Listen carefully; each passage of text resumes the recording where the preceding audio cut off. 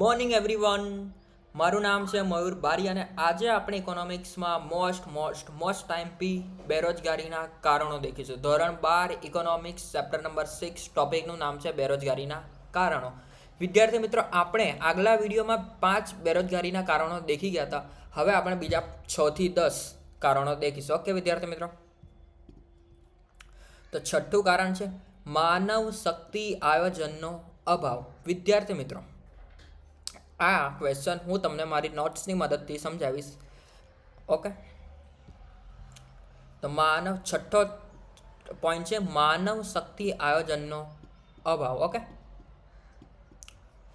ભારતમાં માનવ શક્તિનું યોગ્ય આયોજન થયું નથી.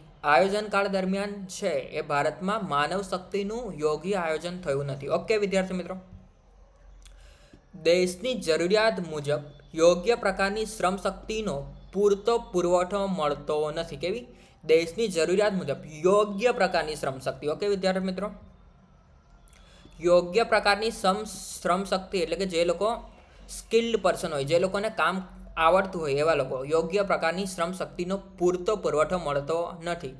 આર્થિક વિકાસ માટે જરૂરી માનવ શક્તિ તૈયાર થાય તેવી શિક્ષણ વ્યવસ્થા ઊભી થઈ નથી. વિદ્યાર્થી મિત્રો, ઓકે, શિક્ષણના વ્યાપમાં વધારો થયો છે પરંતુ રોજગારીની તકો તે પ્રમાણમાં વધી નથી. ઓકે, શિક્ષણના વ્યાપમાં તો વધારો થયો છે, શિક્ષણ વધ્યું છે, પરંતુ તેના પ્રમાણમાં જે રોજગારીની તકો છે એ વિદ્યાર્થી મિત્રો વધી નથી. ઓકે, એ રોજગારીની તકો ઓછી છે શિક્ષણના પ્રમાણમાં.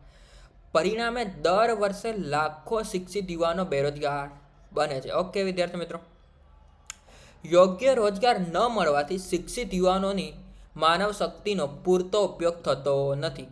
ઉચ્ચ લાયકાત ધરાવતા ડૉક્ટરો અને એન્જિનિયરોને દેશમાં યોગ્ય કામ ન મળતા તેઓ વિદેશ જાય છે. ઓકે, ઉચ્ચ લાયકાત ધરાવતા જે ડૉક્ટર હોય, એન્જિનિયર હોય, તેમને દેશમાં યોગ્ય કામ ન મળતા તેઓ વિદેશ જાય છે.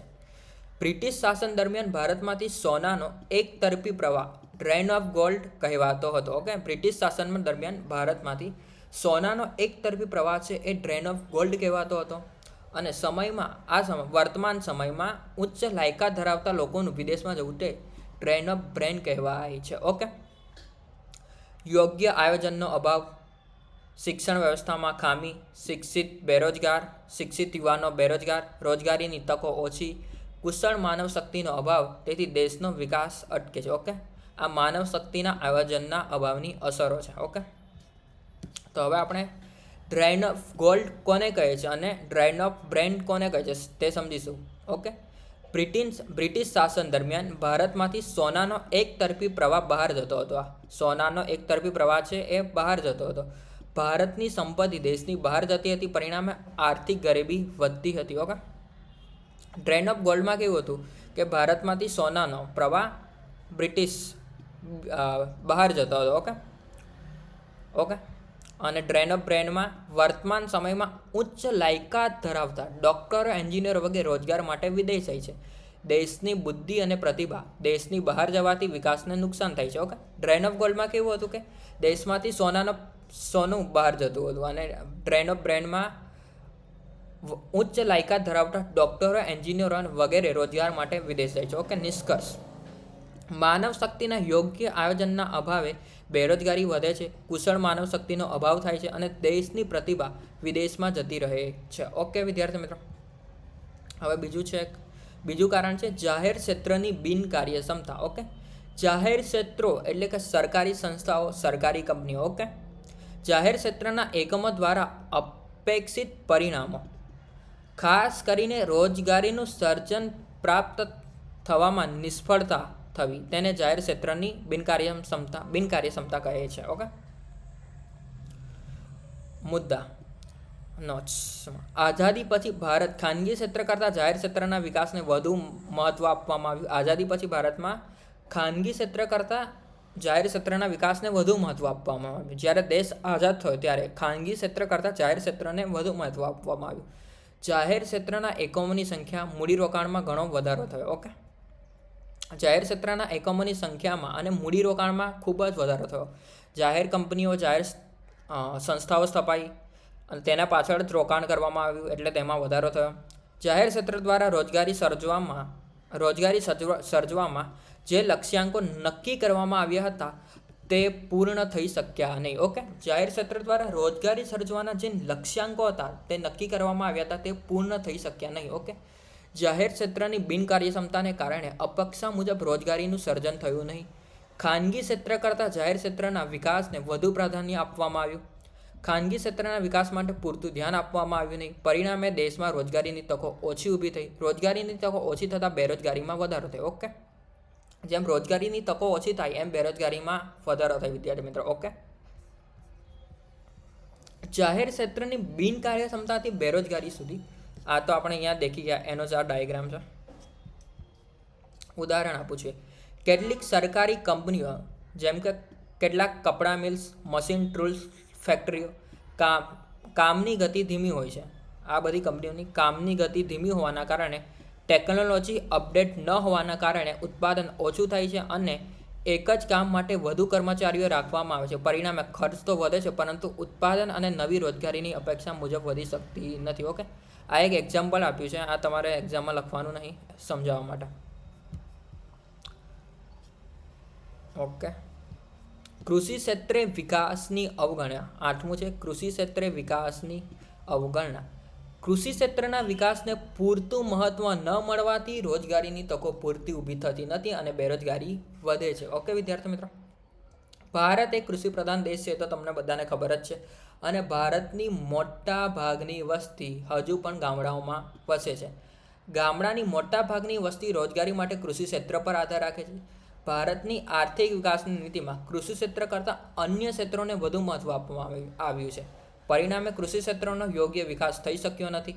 હરિયાળી ક્રાંતિનો લાભ મુખ્યત્વે પંજાબ, હરિયાણા જેવા અમુક રાજ્યોને જ થયો છે. ઓકે, વધતી વસ્તીનો ભાર, અપૂરતી સિંચાઈની સગવડ, કૃષિ ધિરાણની અપૂરતી સગવડ અને વરસાદની અનિશ્ચિતતા જેવા કારણોથી કૃષિ ક્ષેત્રનો પૂરતો વિકાસ થયો નથી. ઓકે વિદ્યાર્થી મિત્રો, વધતી વસ્તીનો ભાર, અપૂરતી સિંચાઈની સગવડ, કૃષિ ધિરાણની અપૂરતી સગવડ અને વરસાદની અનિશ્ચિતતાના કારણે કૃષિ ક્ષેત્રનો પૂરતો વિકાસ થયો નથી. ગ્રામ્ય વિસ્તારમાં બિનકૃષિ ક્ષેત્રનો પણ અપૂરતો વિકાસ થયો છે. બિનકૃષિ ક્ષેત્રનો એટલે કે કૃષિ સિવાયના પણ અન્ય ક્ષેત્રોમાં ગ્રામ્ય વિસ્તારમાં અપૂરતો વિકાસ થયો છે. પરિણામે ખાસ કરીને કૃષિ ક્ષેત્ર પર આધારિત ગ્રામ્ય શ્રમિકોમાં મોસમી બેરોજગારી અને પ્રચંડ બેરોજગારી વ્યાપક પ્રમાણમાં જોવા મળે છે. ઓકે વિદ્યાર્થી મિત્રો, કૃષિ ક્ષેત્રના વિકાસની અવગણના. કૃષિ ક્ષેત્રના અપૂરતો વિકાસ, કૃષિ ક્ષેત્રમાં રોકાયેલા શ્રમિકોને પૂરા સમયની રોજગારી ન મળવી, ગ્રામ્ય વિસ્તારોમાં રોજગારીની ઓછી તકો, કૃષિ ક્ષેત્ર પર વસ્તીનો ભાર વધે એટલે મોસમી અને પ્રચંડ બેરોજગારી થાય. પછી ઉદાહરણ આપું છું વિદ્યાર્થી મિત્રો. ધારો કે એક ગામમાં 10 લોકો ખેતીના કામમાં લાગેલા છે, પરંતુ ખરેખર એ જ કામ માત્ર 6 લોકો કરી શકે છે. બાકીના 4 લોકોનું કામ ઉત્પાદન વધારતું નથી, તેથી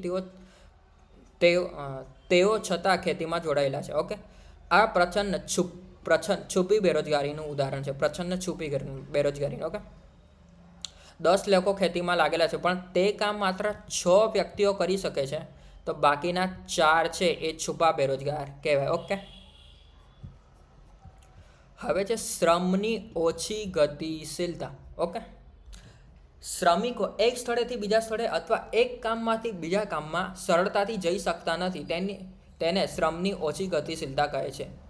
ઓછી ગતિશીલતાના મુખ્ય કારણો સામાજિક પરિબળો, કૌટુંબિક સંબંધો, ભાષાની સમસ્યા, ધર્મ, રીતિરિવાજ અને સંસ્કૃતિ, માહિતીનો અભાવ, વાહન વ્યવહારની અપૂરતી સગવડ, રહેઠાણની સમસ્યા. ઓકે, આ કારણોસર શ્રમિકો જ્યાં નોકરીની તકો ઉપલબ્ધ હોય ત્યાં જઈ શકતા નથી, જેના કારણે બેરોજગારીની સમસ્યા વધે છે. ઓકે, આ એક ઉદાહરણ સમજાવું છું. ટેક્સ્ટબુક આધારિત મેં તમને આ બધું સમજાવીશ. ઓકે વિદ્યાર્થી મિત્રો, શહેરમાં એક યુવાન રહે છે, એનું નામ છે રાજુભાઈ. વિદ્યાર્થી મિત્રો, શું નામ છે? રાજુભાઈ. શહેરમાં એક યુવાન રહે છે, એનું નામ છે રાજુભાઈ. એને ગામડામાં નોકરીની તક મળે છે કારણ કે ગામડામાં એક શિક્ષકની જગ્યા ખાલી છે. ઓકે વિદ્યાર્થી મિત્રો, ગામડામાં એક શિક્ષક છે, આ શાળા છે, એની અંદર એક શિક્ષકની જગ્યા ખાલી છે અને રાજુભાઈને ભણેલા ગણેલા છે એટલે આ શાળામાં રાજુભાઈને, આ સ્કૂલમાં રાજુભાઈને શિક્ષણની નોકરી કરવાનો અવસર મળે છે. ઓકે, પરંતુ તે શહેર છોડીને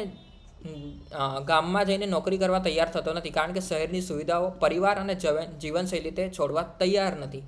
નોકરીની તક હોવા છતાં સ્થળ બદલવાની અનિચ્છા અને શ્રમની ઓછી ગતિશીલતાને કારણે બેરોજગારી સર્જાઈ છે. ઓકે. અપૂરતી માળખાકીય સુવિધા. ઓકે. ગ્રામ્ય વિસ્તારોમાં રસ્તા, વાહન વ્યવહાર, શિક્ષણ, આરોગ્ય અને વીજળી જેવી સુવિધાઓ અપૂરતી હોવાના કારણે રોજગારીની તકોનું પૂરતું સર્જન થતું નથી. ગામડાઓમાં વાહન વ્યવહારની અપૂરતી સગવડ, સારા રસ્તાઓની અછત, શિક્ષણની અપૂરતી સુવિધા, આરોગ્યની અપૂરતી સુવિધા, વીજળીની અપૂરતી સુવિધા, ઉદ્યોગો સ્થાપવા માટે પૂરતી સુવિધાઓ ના હોવાથી ગામડાઓમાં નવા ઉદ્યોગો વિકસતા નથી. પરિણામે નવી રોજગારીની તકો ઊભી નથી થતી અને બેરોજગારી વધે છે. અપૂરતી સુવિધાઓના કારણે ગામડામાં નવા અને ઉદ્યોગો વિકસતા નથી. પરિણામે રોજગારીની તકો ઊભી થતી નથી અને બેરોજગારી વધે છે. ઓકે વિદ્યાર્થી મિત્રો. ઓકે. અપૂરતી માળખાકીય સુવિધા. માળખાકીય સુવિધા એટલે કે વાહન વ્યવહાર, શિક્ષણ અને આરોગ્ય છે, વીજળી છે. આ બધી સુવિધાઓની અછતને કારણે ગામડામાં ઉદ્યોગો સ્થાપવાની મુશ્કેલી પડે છે અને નવી રોજગારીની તકો ઊભી થતી નથી અને બેરોજગારીમાં વધારો થાય છે. ઓકે વિદ્યાર્થી મિત્રો. Thank you.